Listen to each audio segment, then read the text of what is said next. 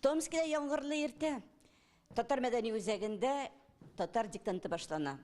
Нәби Дәүли яшәү белән үлем арасында. 193 сүз. Мин дә кушылам. Менә алда кечкенә генә авыл күренде. Ел буе көткән чарага хәтта өлкәне мәркәзәсенә якында урнашкан татар авылларыннан да катнашучылар кушылды. Сәүдәгәр Хәмитов йортына үз көчләрен инде берничә мәртәбә сынап караучылар да, тәүге мәртәбә җөрьәт иткәннәр дә агыла.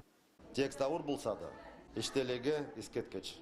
Руфания Закирова диктантны беренче тапкыр яза. Хата ясармын дип уялып килмәдем дип искә ала ул. Илһамланып китеп, рус татар телләрендә шигырьләре язган. Эй матур да көзге көнне табигатьнең кырлары, таң алдыннан су өстенең бырлап аккан сулары. Туган тел бит инде. Мин беренче мәртәбә килдем диктант язарга бүген. Мәҗбүри булдым. Белмим, ничек язганмындыр.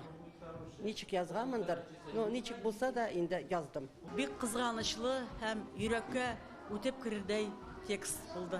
Ничә мәртәбә язалар иде, мин что-то курктым язарга. Ну, менә быел думаю, попробую үземнеке хәлемне.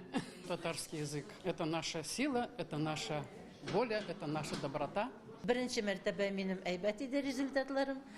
Ну, надеюсь, что икенче мәртәбә тоже әйбәт булыр. Оештыручылар вәгъдә иткәнчә диктант язудан чара бәйрәмгә үрелде. Ярты сәгатьтән катнашучылар татар бистәсе көненә багышланган программага кушыла.